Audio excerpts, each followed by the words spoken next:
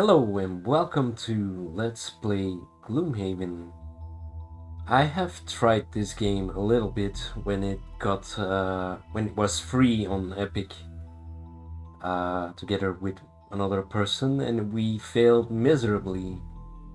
Then I've tried it a few times on my own and failed miserably as well in the first campaign.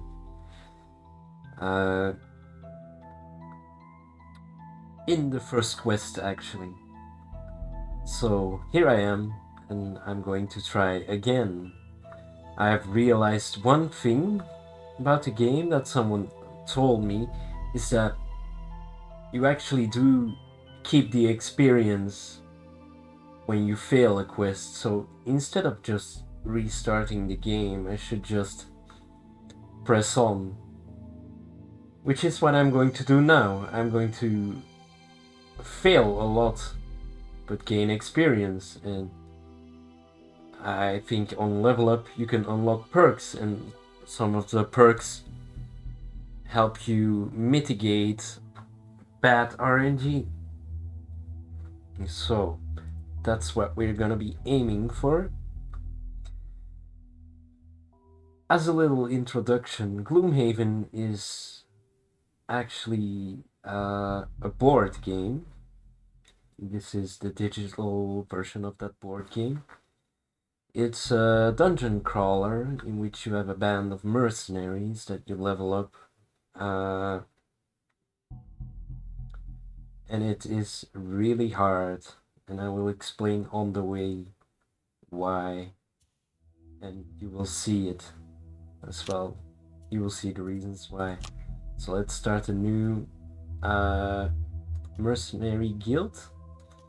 I'll still go on normal because, well, easy is easy.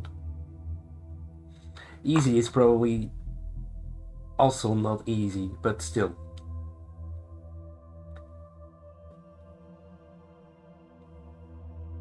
And let's make a name for our guild.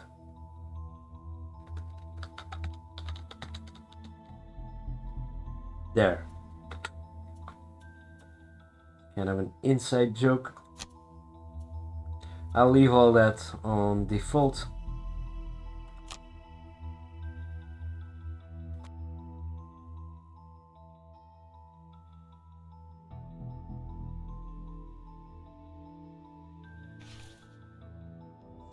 Welcome to the harsh lands of Gloomhaven, recruit. You think you have what it takes to become a mercenary out there on the edge of the world? We are paid to venture into the darkest forests of the region and to step into ancient crypts with the unmistakable stench of death and rotting flesh.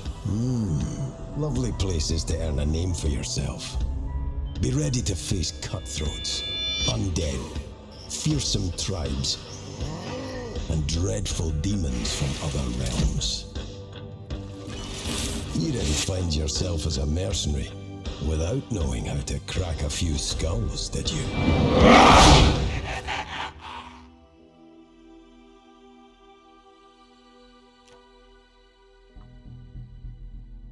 Right?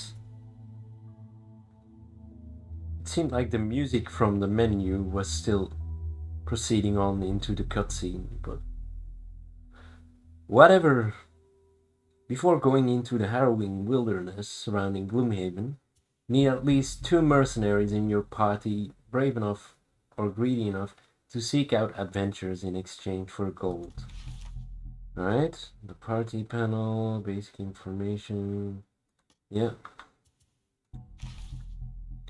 So I will create, yeah, yep. So we got, yeah, each class has unique abilities and game style. As you progress, you level up, earning new ability cards and unlocking more classes. Click on any of the portraits to learn more about them, yeah. We have 6 classes. I am going to create 6 characters but a party is maximum 4 characters, and I will be playing with 2 because I have not so much of an idea about synergies in this game, and I do know is 4 characters provides you with a lot more synergy potential, but the resistance you encounter will be scaled up quite significantly as well. So I want to keep it simple for now until I learn a little bit better what all the different classes do. So we have a brute.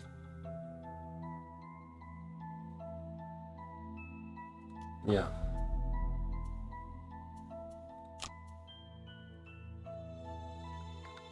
Greymark. And once you create a character, you can select their personal quests. And that is basically, once they finish that, they retire. And you don't have those characters anymore at that point. They will provide prosperity for Gloomhaven. Which I think one of the side effects of prosperity is that things in the shop in Gloomhaven will be cheaper for you and there will be more items. I don't know what else it does, but I assume it's good. And you unlock some new things. I have no idea what those symbols mean. So, 2 scenarios of the lingering swamp, then unlock fading lookout and follow it to a conclusion. 3 scenarios in the dagger forest. Well, I have no idea about any of those. Let's the fallen man. Sure. Okay, yeah, we need at least one more, but it wants me to click here. Fine. The scoundrel.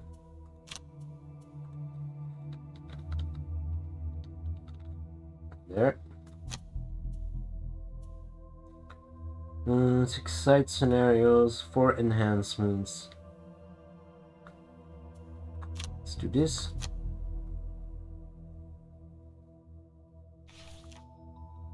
Okay.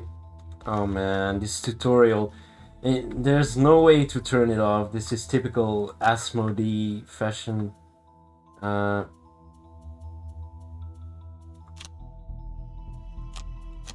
There's literally no way to turn it off. Yeah, they're called differently now. What is that? Let me just look at that for a moment. They changed their name, but still Asmodee. Twin Sails Interactive. I hope this won't have too many bugs. Yeah, it wants me to go here, but I'll skip that. And can I? Yeah, the keyboard shortcuts are not very intuitive either. So, let us please make some more characters. We have a Spellweaver. So let me just check. So the brute employs his great size and strength to earn a living by wielding his huge sword, an impressive shield for those who pay the most. Brutes are best used as frontline melee troops, absorbing damage and protecting the more fragile ranged damage dealers, and are best equipped with items that keep them alive longer. Right? The scoundrels are self-serving and opportunistic. They believe that everything is theirs and will do anything to make sure it becomes so. She excels at high damage melee attacks, identifying lone targets, and also gaining bonuses from working close to her teammates. She's a loner, however, so don't expect her to help other party members apart from killing their attackers. Spellweavers are orchid sages, able to draw forth powerful natural forces and craft them into concentrated attacks. They are great at dealing out damage at range, but due to their low health, are pretty fragile, so keep them out of combat. The Spellweaver's most important ability is Reviving Eve, allowing her to burn more cards than other characters and recover them in an adventure. But be careful not to use it too early. That is very interesting, and I will explain more about this mechanic later. Just have to get this done. So, Spellweaver will be there. 4 different base game scenarios in Gloomhaven. 1 base game quest in each of the following areas. Well, I'll go for this.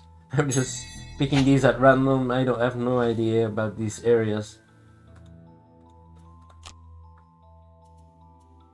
So we got a Tinkerer. Tinkerers are quadrilles who are experts in crafting all manners of gadgets and elixirs, often using these tools to brave the wilds, hoping to uncover ancient curiosities. One of the best starting classes to have in a larger party, he has a wide array of abilities that affect enemies or can help allies.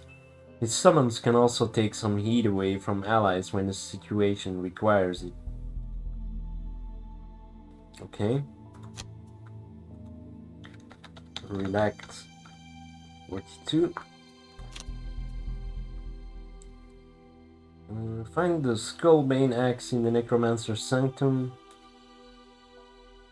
and then use it to kill 7 living bones, corpses, or living spirits. I'll go for this.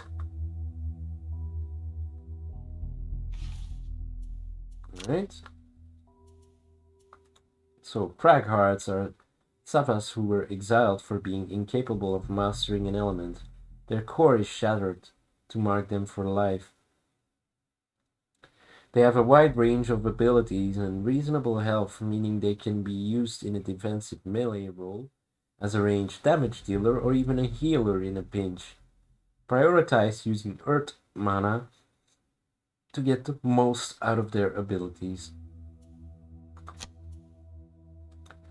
Okay.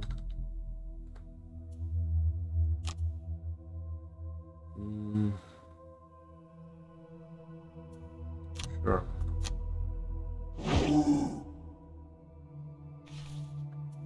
Need one more. That is the Mind Thief. Mind Thieves make terrifying opponents through the use of psychic assaults, sharp blades, and swarms of tiny teeth.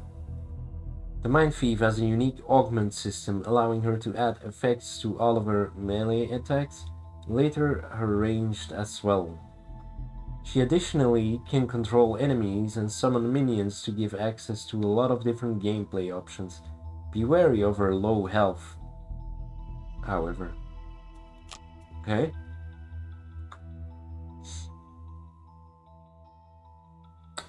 Who else do we have?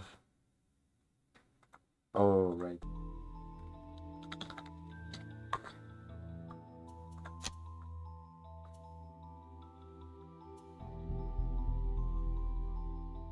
Sure.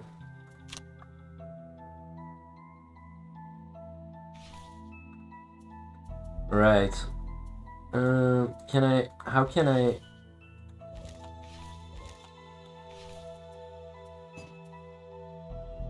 I remove these? Delete? Escape? Oh, here. What, delete character? No. No, I just want to remove them from the roster. Okay. Kinda weird. Like this. Okay. Well, I think I will try with the the brute and oh, sorry, the brute and the scoundrel. Let's just have a look at them.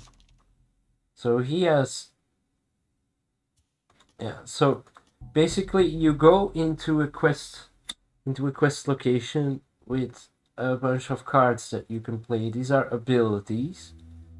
And when you play one, it becomes discarded. And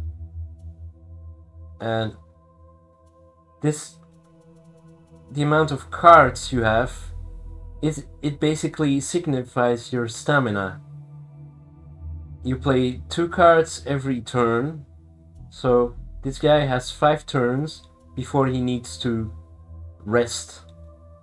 You can do a short rest to restore all those cards, except for one that you have to burn.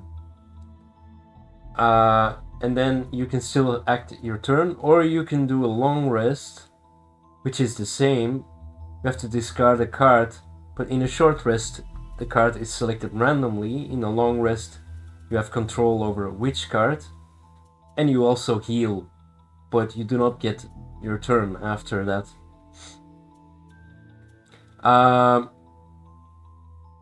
So you have to burn a card, and burning means it's out for that quest. Other ways to burn cards are like you have this symbol. If you use every card has 2 possible actions. If you use the one with burn, then you burn that card, so it will not be available anymore for that quest. So this basically acts as your stamina, because you will keep thinning out your available deck, and then once a character does not have any playable cards anymore, or only has 1, which is not enough, he will be exhausted and collapse to the floor.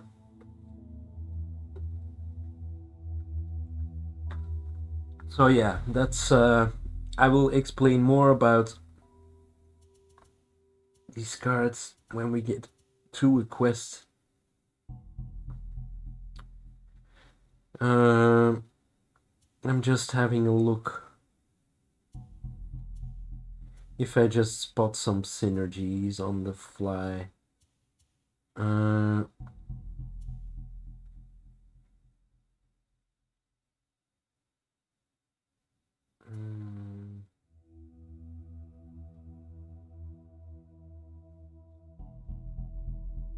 This is pretty good, but that's a burn ability.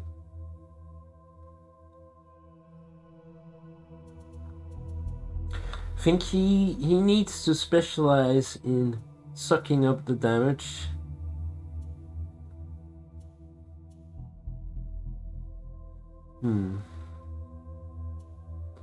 He can do a little crowd control, I see. I'll just keep the standard skills on him for now. So what I want on this scoundrel is, what I basically want the brute to do is engage enemies. Then the scoundrel has a couple of abilities that add extra attack and makes her gain experience when the target is adjacent to some of your allies.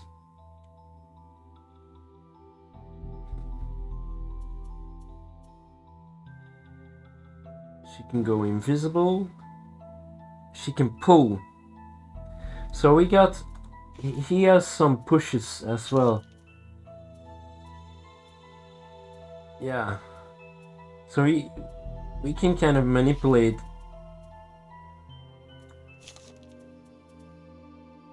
the battle, the positioning.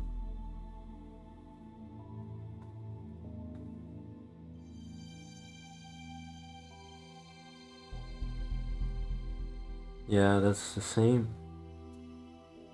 That's a burn. So I guess we will be using that as a move more often. Poison.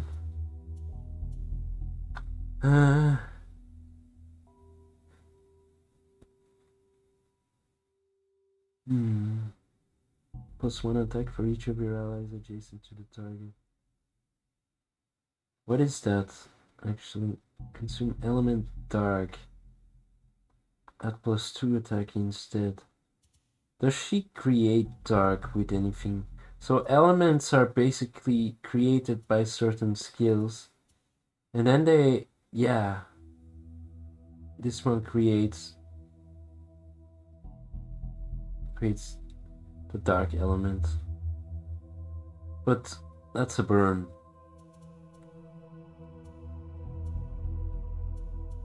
You create an element, and then the next turn it becomes usable. And then I'm not sure. I think it stays for 1 or 2 turns and then disappears. So you have the skills that create this element and then the skills that can capitalize on it. Like this one gets a boost.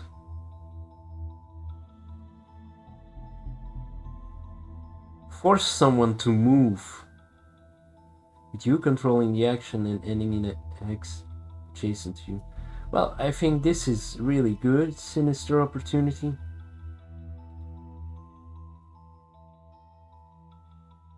This is really good against shields.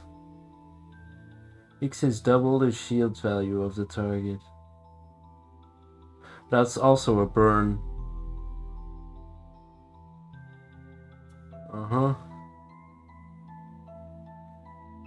Ranged?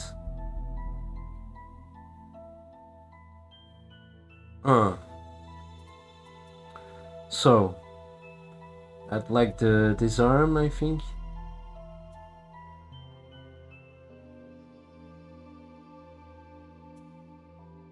I'd like the pull. I like flanking strike and single out. I think we'll get rid of the poison.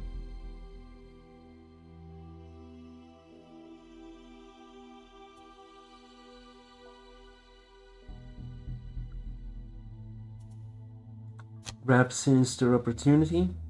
I would really like Trickster's Reversal as well. What are we gonna sacrifice for that?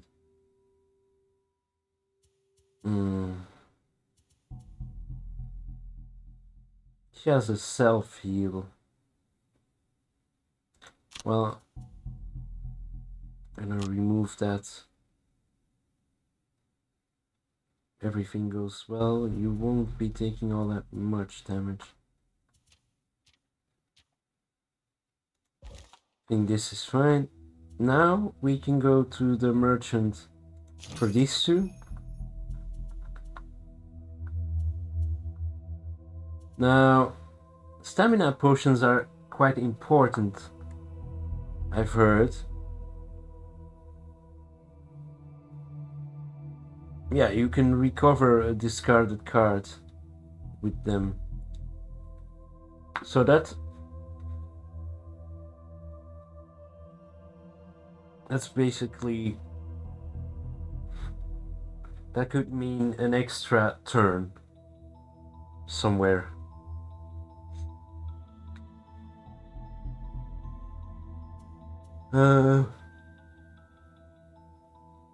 Heal 3. I'll go for stamina.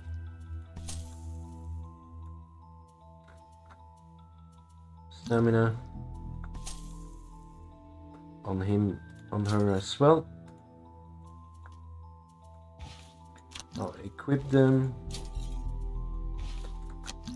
Then for you,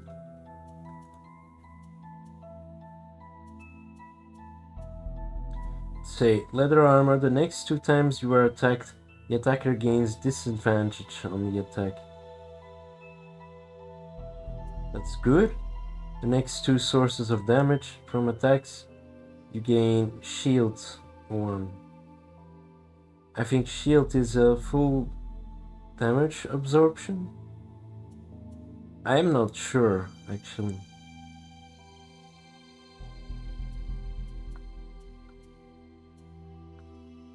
But yeah,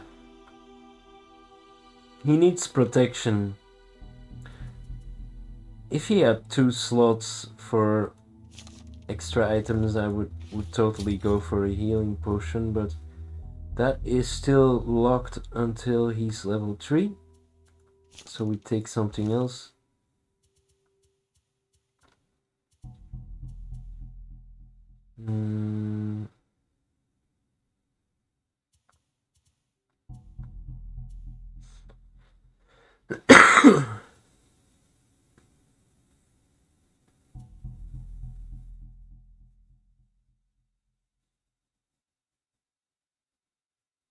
When damaged by an attack, gain shield 1 for the attack.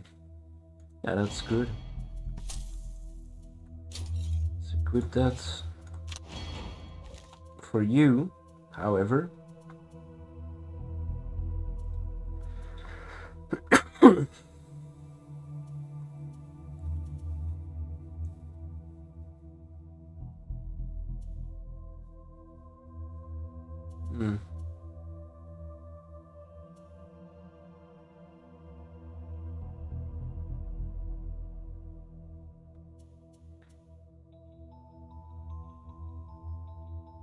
either the boots of striding.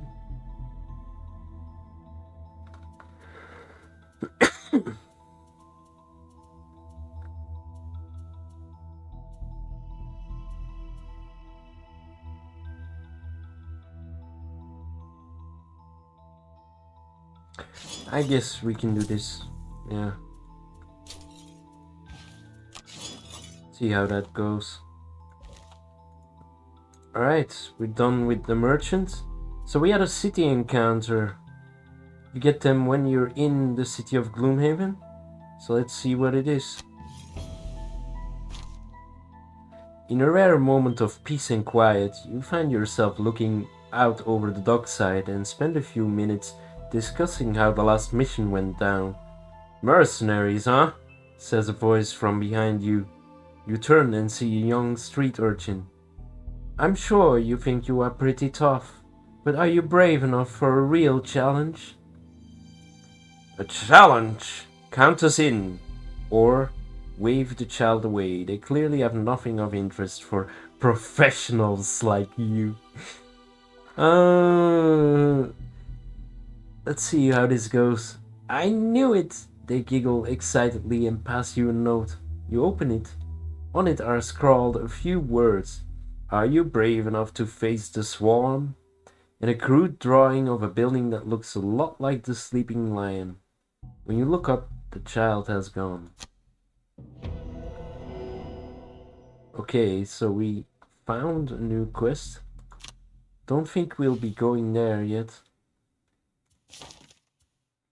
So that was the city encounter. Then you also have the Temple of the Great Oak, where you can buy blessings. And blessings, they add 2 times 2 modifiers to your draw deck.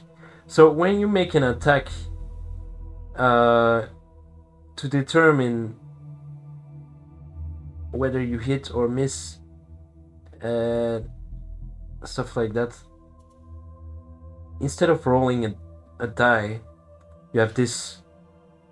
So for example, Smokerella has these attack modifiers in her deck.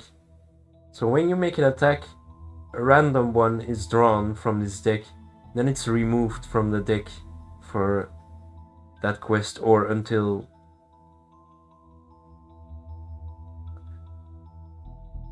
then it's removed from the deck unless it's this one or this one.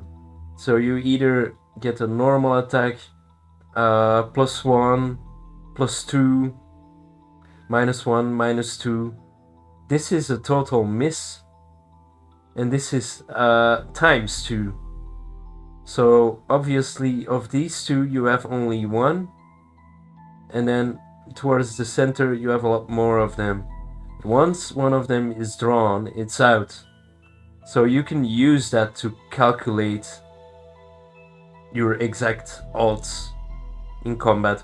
I haven't actually done that, but could actually do that. But when you draw this one, the complete failure, or the ×2, everything is shuffled back into your deck. That I know. Alright.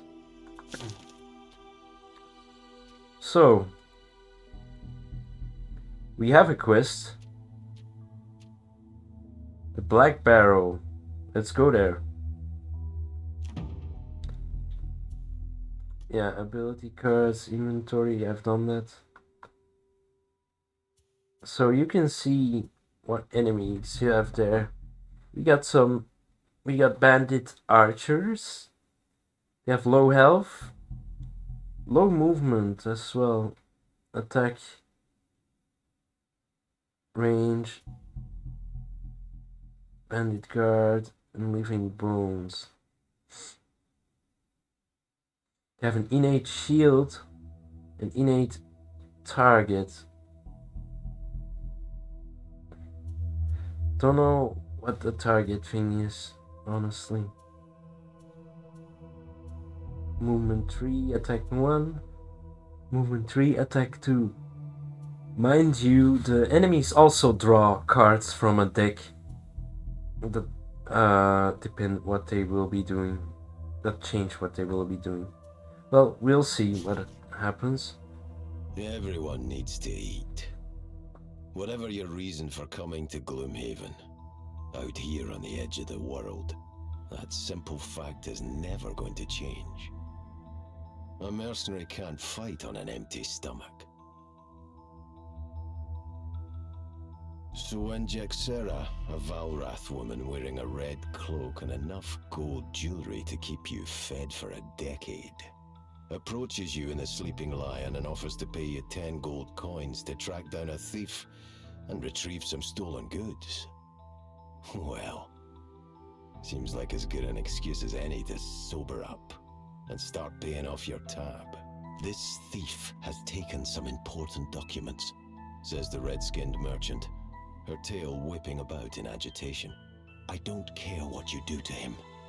Just bring back what is mine. Based on Jexera's description, it was easy enough to knock around a few alley thugs and get a location of the thief's hideout. You don't find yourself as a mercenary way out in Gloomhaven without knowing how to crack a few skulls. So your target is the Black Barrow. Sounds like a lovely place. Yep, very. So we start moving, and we get an encounter on the road. You are traveling through a small wooded area when you round a bend and find a group of Enox warriors fighting a band of armored humans.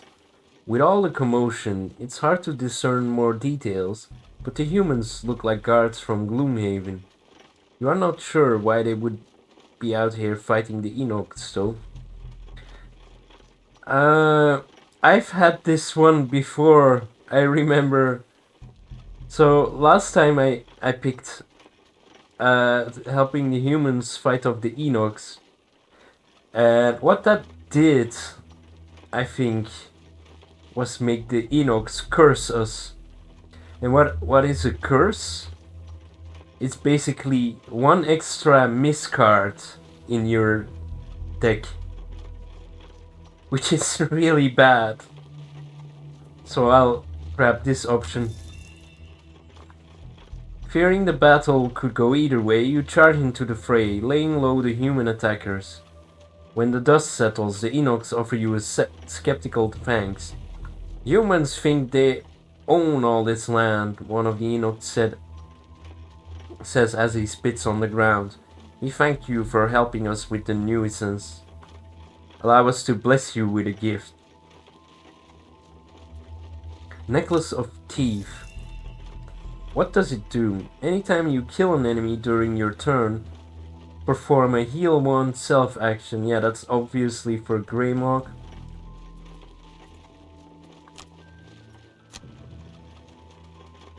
Can I equip that? Oh, can I stop? The hill is easy enough to find.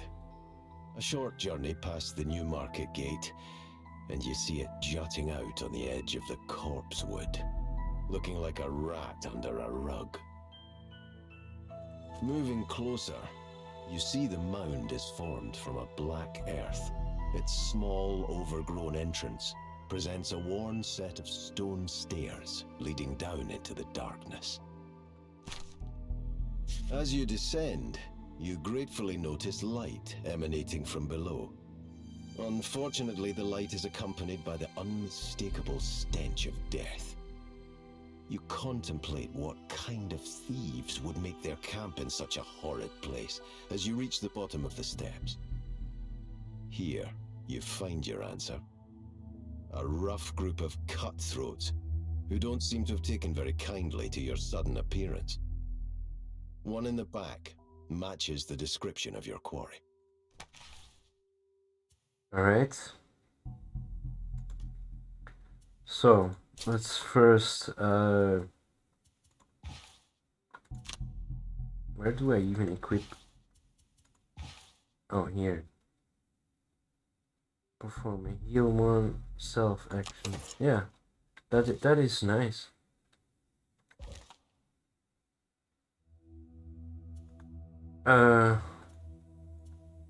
So you get to choose a battle goal for each of your mercs, and when you fulfill those, you're rewarded with perk points. So allow none of your allies to become exhausted during this scenario, or never allow your current hit point value to drop below half of your maximum hit point value, rounded up.